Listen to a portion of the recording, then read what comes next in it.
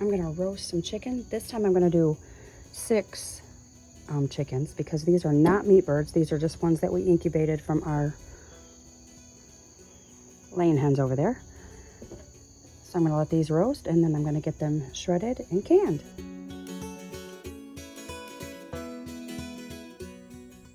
So now I'm going to make my stock. I've already roasted down the chicken and peeled it, and I'm gonna can the meat. So I'm going to go try this method right here and put it in this roaster, crank this roaster up to 400 and I'm using store-bought water. This one says distilled, but I'm gonna put some spring water in it too, only because I have county water and I don't want to use county water. So I'm gonna go get some more water.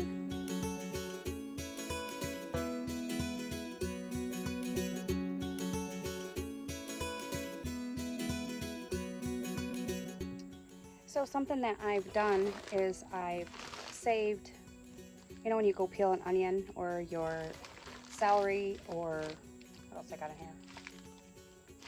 Possibly garlic cloves might be in here. I kept those. Instead of putting them in my compost, I froze them. So I'm gonna put that in with my chicken stock here. I think it will add a good flavor to it. So I'm gonna do that.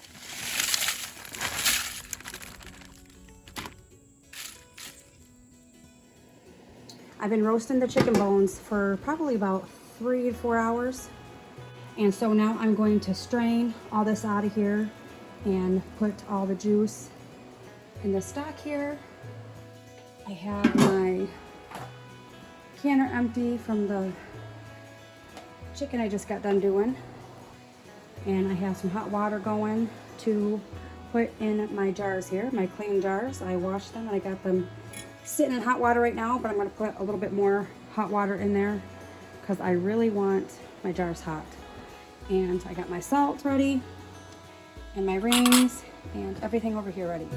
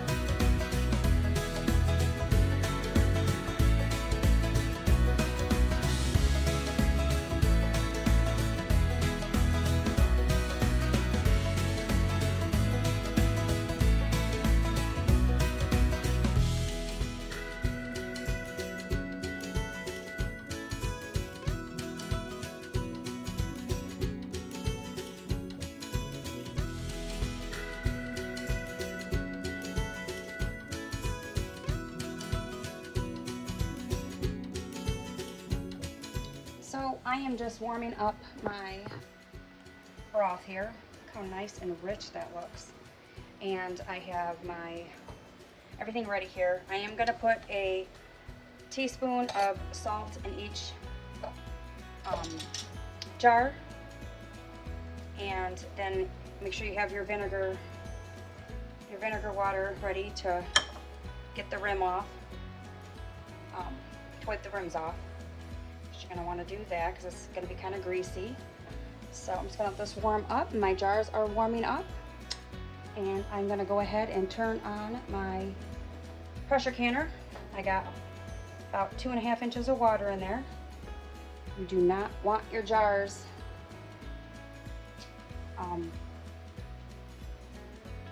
you don't need to have your jars buried in water with the pressure canner. Only a little bit of water in the pressure canner. Hot water bath, the jars need to be covered.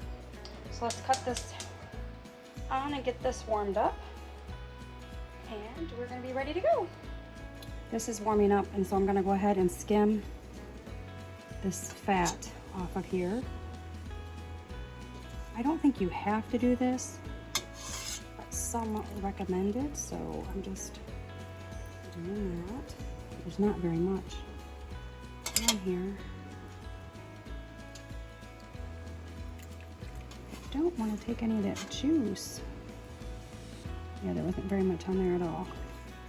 Okay, I just wanted to show you that little film, and that's it right there. A little bit of fat. Super. Okay, we're gonna get to canning this, and I'm going to put my salt in. You probably could add garlic to this, or really any kind of spices you want with your chicken broth, but I would do that as I'm making whatever I'm gonna make. I wanna go ahead and cut this heat off of this because it's boiling pretty good. And the instructions say that you want an inch headspace. And here's my little cheat sheet that I have. So right to the bottom of that rim is an inch. And I do have one of those gauges that you put on the lip of this to gauge how far it is, but it's been misplaced. My dear husband did some canning for me while I was away, but I don't know where it is right now, so let's get this stuff canned.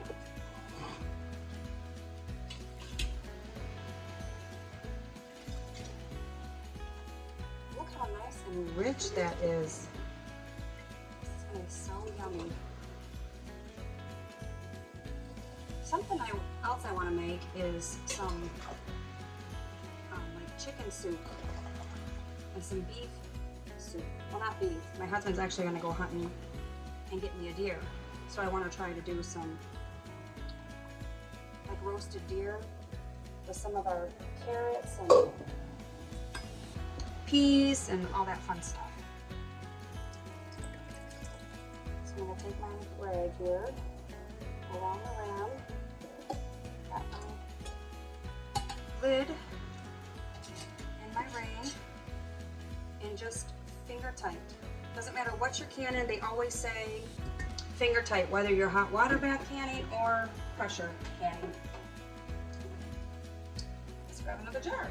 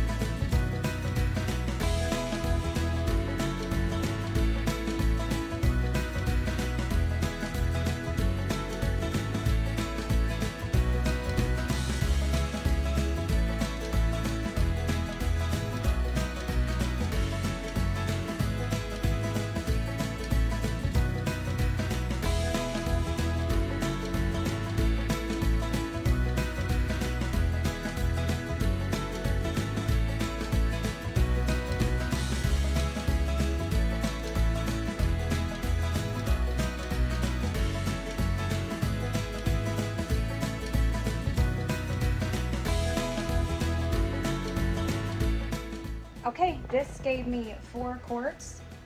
It cooked down a lot. I was expecting a lot more than just 4 quarts. And I don't like to run a not full canner, but that's just the way it's gonna go this year for me, I guess. And my instructions say when I when I pressure can, I have the dial gauge, so I'm gonna do 11 pounds according to my elevation. And if you don't know how to find your elevation, you go to, if you have a smartphone, you go to the compass, and when you bring up the compass on the bottom of it, it will tell you your latitude and longitude and your elevation to where you're at. So you can safely can what you need to can at the right pressure. So mine says 11 pounds and quarts jars are 25 minutes. So I'm gonna get my lid on, and I will show you how to put the lid on.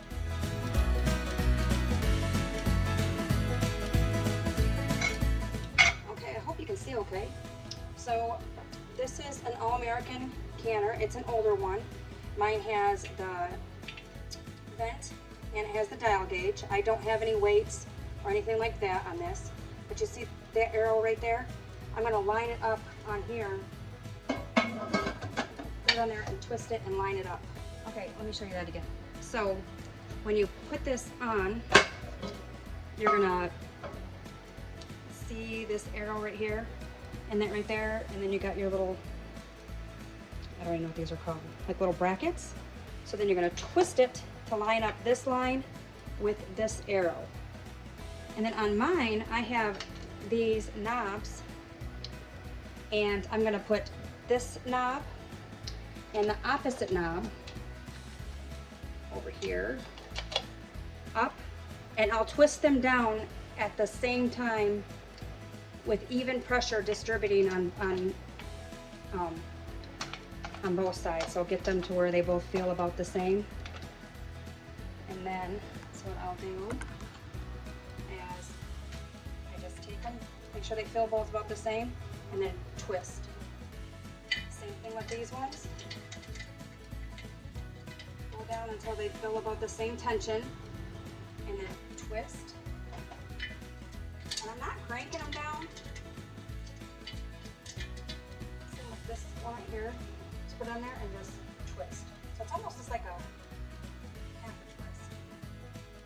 everything is evenly distributed. And so I'm going to check around my rim right here, because the all-American canners are metal to metal.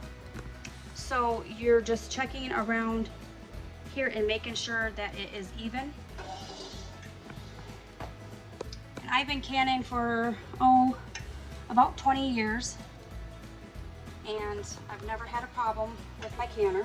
So when I start this, it is on, so it's getting nice and warm, but I'm going to turn up the heat a little bit.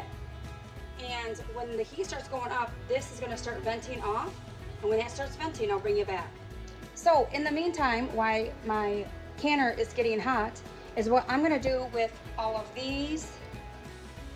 And this is I'm going to pick through and get the bones out. And then I'm going to dry the bones and dry them really good, and then smash them and make my own bone meal with them. So that's what I will do with all the bones. We also do this with our deer. The deer that we harvest, we boil them down and dry out the bones, and then we have bone meal for our garden. So I have all the bones in here, and I'm going to, I have been rinsing them a little bit. I'll flip the camera so I can show you. I'm just rinsing them because I'm going to get all that stuff coming out of there. I'm going to put them in the dehydrator. Now you don't have to put them in the dehydrator. I have just laid them out on like a cookie rack, or a rack of some kind, or even a screen, and I let them dry like that. And then it takes a while, and you really want them nice and dry because they smash easier. And then to smash them, I just put them in a cardboard box or a 5-gallon bucket. Cardboard box works better.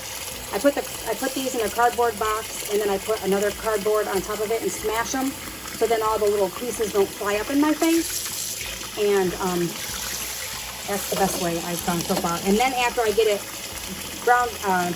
smashed down with my sledgehammer or hammer or whatever I have, I will take it and put it in my grinder, and I'll grind it up almost to a powder. So just wanted to show you that.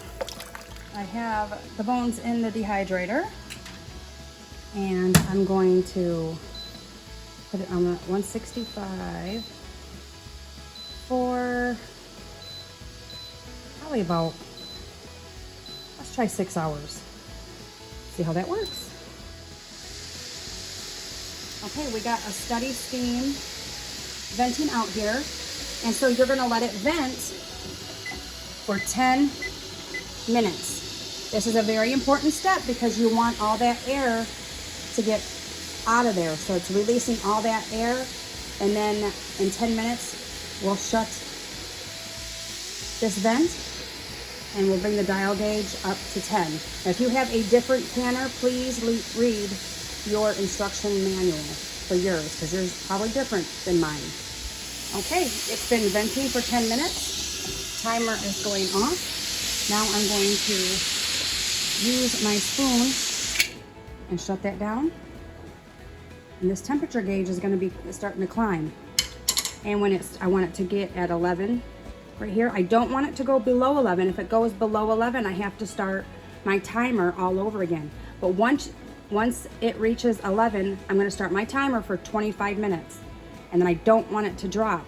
So that means, yeah, I have to sit here and I have to kind of babysit the flame here, which right now it's up high.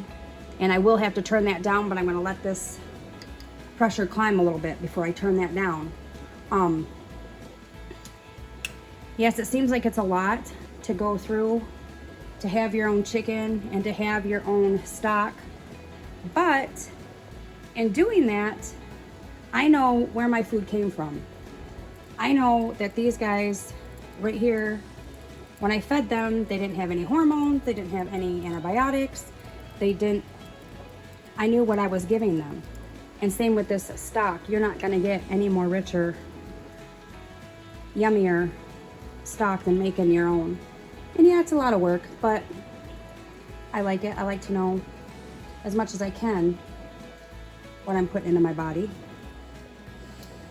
Okay, so my gauge is up to 11. So I'm gonna start the timer for 25 minutes. And as you can see right here, when it's at 11, the reason it's at 11 is 10 right here says 240. So to kill botulism and all that, you want the temperature and the pressure to be up, or the temperature to be up to 240, pressure will be around 10 or 11. And they say that's the safety zone. And then you kind of go by the gauge that they tell you in the book on how long to process it. And the theory behind it is that you're going to be killing the botulism, making it safe to eat. I know that some people have done other methods with their stock and their meat. As far as this is the safest way this is the most comfortable way that I would feel comfortable feeding my family, is following, keeping it at that 240, 11 pounds for 25 minutes as they've done in the test kitchens. Like I said, there's lots out there that do their own thing, and that's fine. They can. This is just the way I've done it for years. So, okay, our timer is going off. So I am going to cut off the heat, and I'm going to let the pressure go down all by itself. I'm not going to lift this up. I'm not going to do nothing with the canner. Just going to let that naturally go down. I'm not even going to attempt to move the thing. For one, it's heavy. For another, I don't need to. So I'm just gonna let that go down, and then when that does, I will bring you back. Okay, the gauge is down to 0. So now I'm gonna take my spoon, I'm gonna flip this up, and that's gonna release any of the other air that's in there. And it's been probably about a half an hour maybe, or so. And then I'm going to undo these knobs, the same like I did. On each side a little bit, and then I'm going to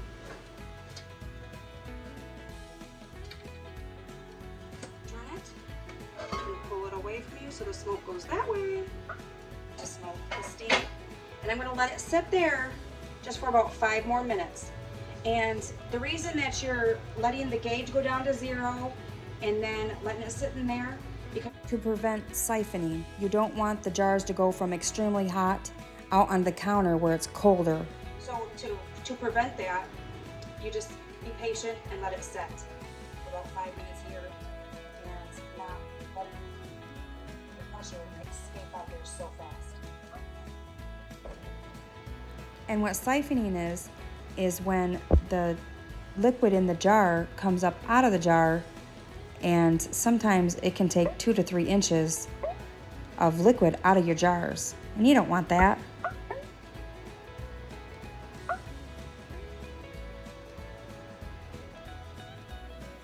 Okay, it's been 5 minutes, so I'm going to cut off the timer. And these guys I'm going to pull straight up and straight over here with the chicken. Look at how nice and dark that chicken stock is. And this I put in the roaster. You can do it like in a stock pot, you know, cook it down. I've done that before and it has not looked this rich. Look how nice that looks. It's gonna be so yummy. And then I'm gonna let these sit overnight, well, for 24 hours, and then check the seal. And then after they all seal, I'll remove my lids, wash them, and label them. Look at the chicken still over here. Still bubbling. Still so hot. I just wanted to show you the difference. This is the one my husband did last week. He just did it on the stove in a stock pot. He just cooked down the bones and strained it and did that. This one I did in the roaster. Look at that color difference in there. And we already did try his with some chicken and rice we had, and then we had like an Alfredo sauce we used it with. It's very, very flavorful. This right here I think is going to be really yummy. And since it's roasted, I think it might have a different taste to it. We will see. Okay, it's the next morning, and all of these, the center right here is pushed down. If you would be able to push that down, then you know it did not seal. And my meat I did, and everything's sealed. So now I'm going to take the rings off. I stir without the rings. No, that's not gonna be a two-hander. There we go. Take the rings off, and then I'll just wash the jar down, and then I'll label the top just with the month and the year, and then I will put it in my pantry, and we will be good to go. I hope you found this video helpful. Thanks for watching. God bless.